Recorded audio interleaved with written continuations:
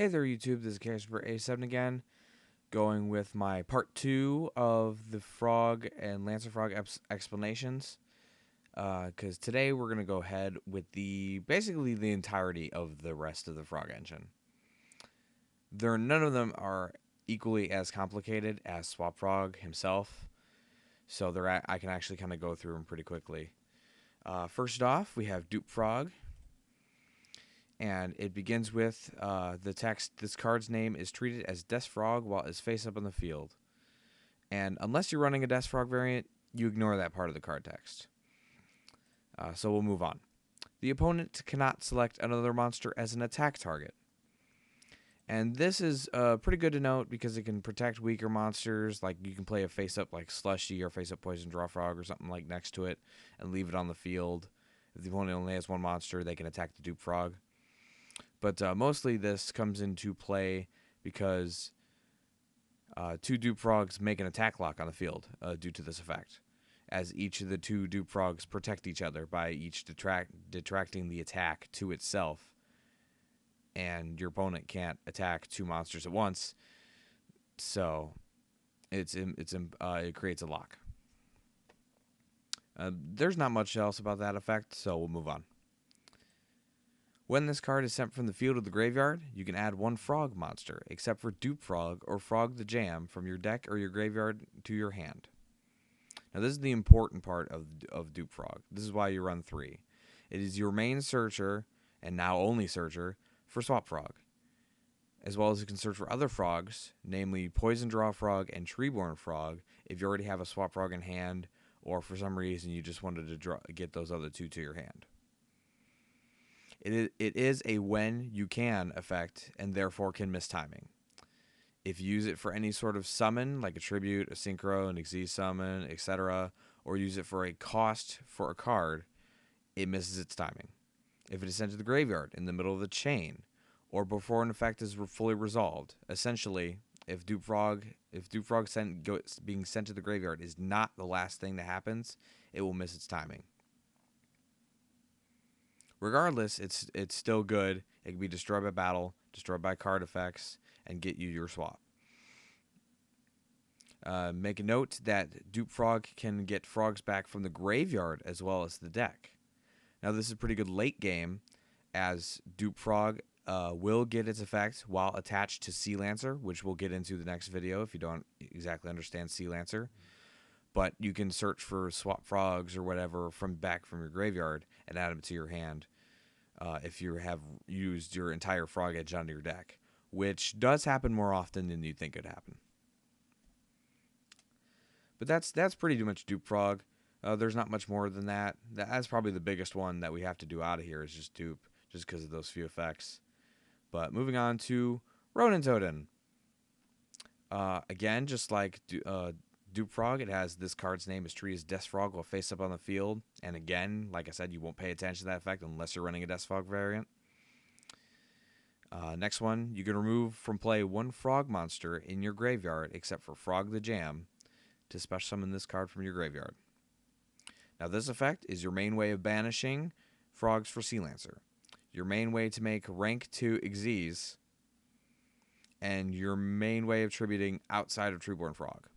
Usually you end up using Ronin Totem for anything that requires more than one tribute, like Light and Darkness Dragon, and Obelisk, and Poseidra, or Poseidra's special summon effect. You'll end up using Ronin Totem most of the time. Now take a note that this part of the effect is an effect that summons it from the graveyard and not a summoning condition. I'm sure that was obvious to most people, but to some people, it just have to pay attention that it is an effect that for things that would negate it or things that would work on effects rather than just summons. But that's it about Ronin Totem. There's not much to him. He's actually pretty easy to understand. Moving on to Poison Draw Frog. And pretty much I don't have to divide this effect up at all. When this card is face up on the field and sent to the graveyard, unless it was attacked while face down and destroyed as a result of battle, you can draw one card from your deck. And now, this is going to be your main target if you're running a Sea Lancer deck, because attached to Sea Lancer, and just like Dupe, if it's detached from Sea Lancer, you will draw a card. And searching, and it can run without poison. I side it out all the time. I side 1 or 2 copies out and just leave the dupes in my deck because I can run the same engine with dupes. It's just a little less effective when I actually get a Sea Lancer out. It's just searching swaps rather than drawing cards, but it still works. Just like Dupe, it also misses timing, and as well as if you set it and it dies through battle, it through its own effect, it will not work. It will not activate. And that's pretty much it about Poison Draw Frog. So we'll move on to the last one. We'll move on to Treeborn Frog. And I'm sure a lot of you who don't know the other weird frogs, you probably know what Treeborn Frog does. But I'll go into it anyway. And just like Poison, I can pretty much just do the effect in one burst. During your standby phase, if this card is in your graveyard and you do not control a face-up Treeborn Frog, you can special summon this card. You must control no spell trap cards to activate and to resolve this effect. Like Ronin, it's an effect and not a summoning condition, so keep that in mind.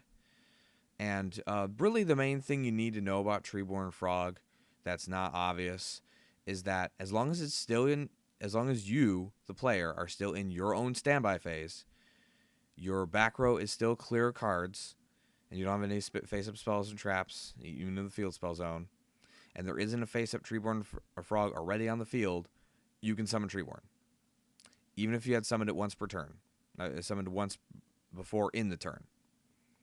Which means if it gets destroyed or negated, and like if your opponent Solemn Warnings it, thinking that'll work, it doesn't, because it'll just go back to the graveyard and then you can just activate it again. But mainly this goes why for trapless Lancer Frogs and most Monarchs in the past run Enemy Controller in at least 2 copies, because Treeborn Frog makes Enemy Controller free. As you'll get to your standby phase, you'll summon Treeborn Frog, respond to the summon with Enemy Controller from your hand, and tribute the Treeborn Frog, take control of an opponent's monster, you get it, and then now you're still in your standby phase, there's still no spell and traps, and there's still no Treeborn Frog, so you can just summon the Treeborn Frog again. Now, I personally have found that in my builds now, I don't really run Treeborn Frog, but I would run it if I ran more things like Light and Darkness Dragon and Kaya, so if you prefer that, Treeborn Frog is good to have. That's about it for the other frog engines. Like I said, there's not much to these 4. Really, the one that's most confusing is Swap, although there is that secret part about Dupe by getting from the graveyard, and then just, a few clarifications on the others. So that's it for now. Next one, I'll go ahead and go into Sea Lancer and his rulings in depth, and then I'll get into... the next one will be Slushy and Poseidra, and that variant of the deck, because that's a completely different variant that I run. All right, this is Chaos Reaper 87, out.